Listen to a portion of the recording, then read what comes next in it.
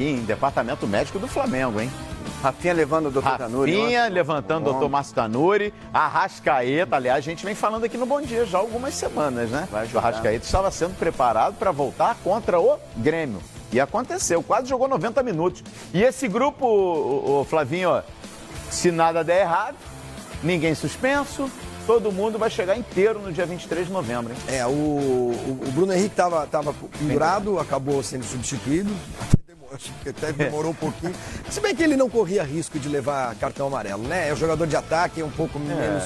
Ele vinha pro sistema defensivo quando o Grêmio ataca. O Grêmio pouco atacou. Sim. Então não tinha muito problema. Tá de parabéns o departamento médico do Flamengo, sim. O Arrascaeta ficou em 20 dias, 19 dias, né? Ele passou por uma artroscopia e foi pro jogo. Quer dizer, é espetacular o que o Flamengo está fazendo nesse ano. Nesses últimos 4 meses, sobretudo nesses últimos 4 meses, mas a gente deve incluir também a montagem do time, que a gente não tem o que dizer, o que reparar em termos de contratações. O Flamengo tem dinheiro, está usando e usando bem, né? E a grande surpresa do Jorge Jesus, que eu acho que ninguém acreditava que isso ia dar resultado tão rapidamente, né? Como ninguém acreditava numa goleada como ontem. Aí os números do jogo, né? A gente viu 59% de posse de bola do Flamengo. Um time que sofreu um pouquinho no começo do jogo. O Grêmio conseguiu neutralizar aquela que é a maior característica do Flamengo. Aí o primeiro gol, uma falha grotesca do Kahneman, que pra mim, olha, sinceramente, todo mundo fala muito bem dessa dupla de zaga do Grêmio. Eu nunca achei o Kahneman tudo isso. Eu acho um jogador lento, meio estabanado. Tomou cartão com 5 minutos de jogo, né? Zagueiro central, a falha dele é grotesca. O goleiro do Grêmio, com todo respeito ao Paulo Vitor, é fraco. O que foi no gol ontem entrou. Não, é fraco, né? mesmo, você tem razão. Não é um goleiro à altura do Grêmio, né? Eu acho até que o reserva, o Júlio César, para mim, é o Júlio César. É melhor que eu achava melhor do que esse Fluminense, acho melhor do que o Paulo Vitor. Nesse processo de renovação que o Grêmio vai passar, pelo qual o Grêmio vai passar, e o Renato falou disso ontem, acho que o gol é um ponto crítico, né? A posição. E o Grêmio conseguiu equilibrar as ações nos primeiros 20 minutos de jogo, que era um momento crítico pro Grêmio, que é o jogo que o Flamengo faz. Vai para cima, abafa e o Grêmio conseguiu neutralizar isso. Perdeu um gol, mas depois que levou o primeiro ele foi quase nocaute. Foi para as cordas. E no começo do segundo tempo, o Flamengo foi o Flamengo que a gente está acostumado a ver. Foi para cima, deu na cara do Grêmio, o Grêmio foi para a lona e ficou apanhando até o fim da partida. Agora, outra lição de futebol ontem.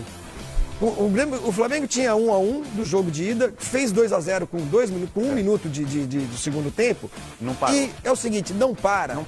E o futebol brasileiro, como eu sempre digo, que vive uma indigência intelectual, técnica e tática há anos, décadas eu diria, no futebol brasileiro parava, qualquer time parava. Recua, segura a bola, tal, o Flamengo foi, e não foi pra cima pra humilhar o adversário. Foi pra cima porque esse é o esporte que tá praticando, é o futebol. E o futebol, o objetivo é gol, e tem um monte de jogador bom aí, né? Se o Grêmio tava abatido e batido, por que não fazer mais, né? Daí a rouquidão do Jorge Jesus depois do jogo, ele continua gritando até o fim, que nem um louco. A questão é a seguinte, né? Cadê a dupla, hein? A gente ia colocar a dupla aqui, não ia? É o Gabigol e o Bruno Henrique ou é a dupla de zaga? Não tem ninguém grávida. Né? Pelo contrário, eles estão voando, jogando demais essa dupla que está fazendo história, revivendo as melhores duplas do futebol brasileiro, né? A gente sempre tem duplas, né, Flavinho? Na ponta da língua, e olha aqui, essa daqui já está na ponta da língua do torcedor também. Rapaz. Entrando para a história. Daqui a pouquinho nós vamos trazer números também dos maiores goleadores do Flamengo no século XXI. Já tem esses dois na lista. O Gabigol e o Bruno Henrique. A gente não está falando nem de uma temporada ainda. E já que você vai olhar aqui, ó, número de gols. O Gabigol é o artilheiro absoluto do Flamengo no ano. 35 gols em 48 jogos. Mas aí você olha o combo do Bruno Henrique. Olha o combo, Flavinho. São 25 gols, 12 assistências. E olha o que esse cara joga sem a bola. 50 desarmes. E eu fico olhando para essa dupla e lembro que ela jogava no Santos no ano passado, ainda com o Rodrigo. Com o Raio. E a gente vê o que não aconteceu, né? A gente vê o que faz um bom treinador quando tem bons jogadores nas mãos. O futebol brasileiro, ele é ele é muito farto, né, em bons atletas, em grandes talentos, em garotos que surgem a qualquer momento. E sabendo trabalhar com eles, sabendo colocá-los no lugar certo, sabendo instruí-los, sabendo orientá-los, né? O futebol brasileiro, ele não vou dizer que ele é imbatível, né? Mas ele é muito forte. E nas mãos de treinadores pobres, do ponto de vista de preparo, de filosofia de jogo. Acho que princípio de futebol, filosofia, visão do jogo, acho que é o mais importante, né? E nas mãos de treinadores que não têm a visão que o Jorge Jesus tem, por exemplo, o Santos do ano passado com esses caras não fez nada. Nada. Como a molecada diz hoje, é um nojo o que estão jogando, o que estão jogando o Gabriel e o Bruno Henrique. É realmente espantoso e formam, sim, eu acho que hoje, uma das maiores duplas de ataque da história do Flamengo. E quando a gente fala da história, a gente não está querendo dizer que o futebol começou semana passada, não é isso. Mas eu acho que é senso comum entre os torcedores do Flamengo que esse é o melhor time que o Flamengo tem desde o time de 1987, campeão da Copa União.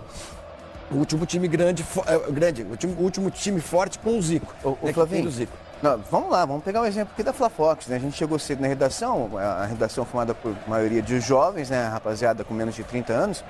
Todo mundo, primeiro com aquela cara de ressaca, né? Feliz da vida, mas todo mundo falando, é o maior time que eu já vi jogar. Tem muita gente que não viu.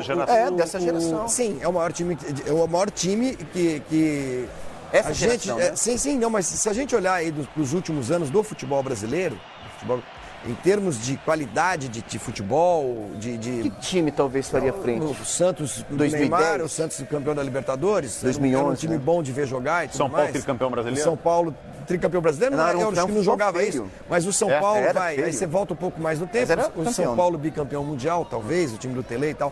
Mas são 38 anos desde a última vez que o Flamengo chegou a uma final. Então, de Libertadores. Então, há quase 2 gerações aí que não viram nada daquele time, né? Daquele grande time do Flamengo. Dos últimos anos, é sem dúvida o melhor time que o Flamengo tem. Concordo. E de 2003 para cá, quando a gente começou, vou usar como marco o início do Campeonato Brasileiro de Pontos Corridos, eu não lembro de ter visto nenhum time tão bom de ver jogar. Tão bom. O Flamengo vai ser campeão brasileiro com a maior diferença jamais registrada, tenho certeza disso, do primeiro para o segundo colocado. Eu tenho Será certeza. que chega no Chile já campeão brasileiro, Flavinho, dia 23 de novembro? Bom, o brasileiro acaba dia 4 de dezembro, né? Eu acho que sim, acho que é possível. É possível, sim. E olha, você viu que ontem, quando acabou o jogo, o Gabigol dando entrevista pro Fernando Caetano, ele falou do CSA, gente. O Caetano exaltou, é claro, a vitória, a classificação para a final Já e tudo sabia, mais. é. E o Gabigol... É verdade. Porque o bem Gabigol observado. nas entrevistas, ele é completamente oposto do que ele é no campo. Ele é Centrado. sereno, focado, centradinho e tal, não sei o que lá. Não, nossa preocupação agora é o CSA.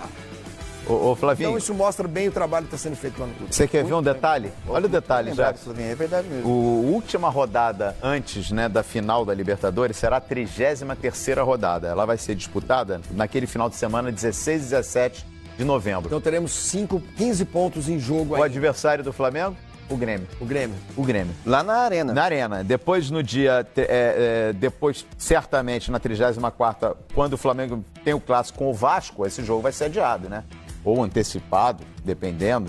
Enfim, o Flamengo estará envolvido com a decisão da Libertadores. Aqui, ó, a imagem que essa geração que você citou perseguia, né? Sonhava.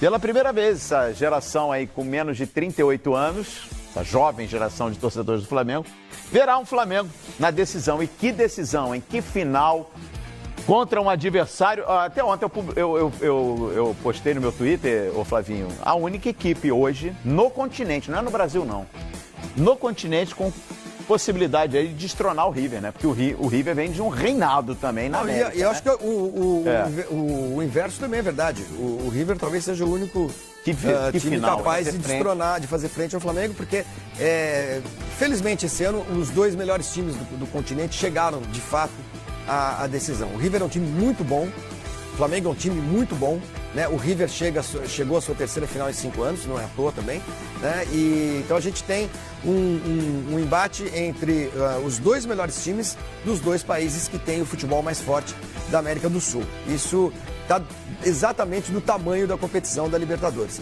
O que eu queria dizer para o torcedor do Flamengo é o seguinte: não dá para saber quem vai ser campeão. Eu acho que se ontem a gente tivesse um jogo entre o Flamengo que jogou ontem e o River que jogou anteontem, o Flamengo ganharia com alguma facilidade, né? Verdade. Mas isso não é exatamente o que vai acontecer, é campo neutro. O River foi pro jogo da Bombonera com o resultado já garantido e tal.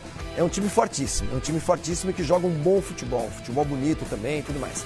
Se o Flamengo não for campeão, eu acho que isso não deve ser motivo para depressão de ninguém, né? Claro, os torcedores do Flamengo vão ficar tristes, vão ficar chateados e tudo mais. Mas vejam o quanto de alegria que esse time já ofereceu ao seu torcedor nesse ano. O futebol não é só ser campeão. O futebol é uma somatória para o torcedor, né? De pequenas alegrias, algumas frustrações, algumas decepções, mas você vai acumulando isso ao longo do tempo, né? E o acúmulo de felicidade que esse Flamengo já forneceu aos seus torcedores esse ano é muito grande, né? Pode perder a final? Pode perder a final. É o que disse ontem o Jorge Jesus. Só para perder precisa chegar. Sim, né? Para ganhar precisa chegar. Não adianta você achar que vai ganhar todas. Talvez não aconteça, mas para ganhar precisa chegar. E o Flamengo vai começar a chegar com muita frequência, se esse trabalho for mantido, é claro, se essa linha de futebol for mantida, porque a gente não sabe nem se o técnico fica. Mas aí que está o detalhe. A sensação que eu tenho, viu, Flavinho, é que 2019 vai ser um marco turning point de uma nova era para o Flamengo, na história do Flamengo. Eu acho que talvez para o futebol brasileiro. Não, mas eu vou entrar especialmente no Flamengo para enfileirar, porque o Flamengo tem um hiato muito grande e viu nesse hiato clubes, por exemplo, como o Corinthians, crescer e se igualar e até superar em número de conquistas. Hoje, se a gente fizer uma comparação, eu nem sei se chegou a superar. Talvez o Flamengo tenha um título de expressão a mais que o Corinthians, enfim. Mas outros times que vieram nesse ato cresceram daquele Flamengo que nos anos 80 se tornou absoluto, no topo dessa hierarquia do futebol brasileiro. Foram 30 anos em que a gente viu crescer. Exato. São Paulo, Palmeiras, eu acho que daqui para frente, pela estrutura, e por isso que a gente não pode nunca ignorar aqui a gestão do Eduardo Bandeira de Melo, que foi quem possibilitou o Flamengo a chegar nesse nível, nessa condição, porque o Flamengo, Flavinho, está no momento. Se não for irresponsável, e pelo que a gente tem visto aí esse ano, não está tendo uma gestão irresponsável, o Flamengo vai poder a cada ano se reforçar ainda mais, porque daqui para frente isso é uma bola de neve. Vai arrecadar ainda mais. O Flamengo graças a essa gestão anterior do Eduardo Bandeira de Melo e tudo mais, graças a essa condição que teve de estabilizar as suas finanças, né? Ele pode sim estabelecer um período de hegemonia no futebol brasileiro. Porque nenhum time no Brasil tem uma torcida tão grande. O Brasil, eu estava comentando aqui com o Jackson, o Flamengo é o único time nacional do Brasil. Você não vê isso no Corinthians, essa torcida do Brasil inteiro. Gente, era só ver ontem o nosso Jackson aqui na porta do Maracanã durante o dia inteiro. O que menos tinha era carioca. Não tinha. Eu estou exagerando, é claro. Não tinha, eu tô brincando, né? Mas claro. Mas você pega aleatoriamente alguém que estava na porta do Maracanã ontem, de onde você é Amapá, de onde você é Bahia, de onde você é Pernambuco. Nós fomos ao leste-oeste. Eu vi, nossa equipe de reportagem teve a ideia de ir ao Santos Dumont e foi um golaço. O Flamengo, ele é o único time... Só descia. Era o único time nacional do Brasil. Ele não é um time carioca, né, em termos de torcida, né? E, incrivelmente, com esse potencial todo, o Flamengo, nesse ato que você mencionou, Calheiros, ele teve momentos patéticos, né? De quase ser rebaixado, de não ter um centro de treinamento, que eu sempre achei uma coisa ridícula do Flamengo, tipo desse tamanho. Tem o quê? 2 anos que tem o Ninho do Urubu pronto e tudo mais. Passou por momentos terríveis, como foi no começo do ano. Terríveis mesmo, acho que é o pior momento da história do Flamengo. Sem dúvida alguma. A morte dos 10 meninos no Ninho do Urubu, né? Então, o Flamengo passou por coisas que são inaceitáveis para um clube que tem esse potencial de torcida e de receita e tudo mais. Se souber trabalhar direito, tende a estabelecer, sim, aliás, falou isso também o Jorge Jesus ontem, uma espécie de hegemonia no Brasil. Porque eu acho que nenhum outro clube tem tantas condições favoráveis quanto o Flamengo nesse momento. Se não fizer nenhuma besteira, acho que ele vai garantir muitas alegrias para o seu torcedor nos próximos anos.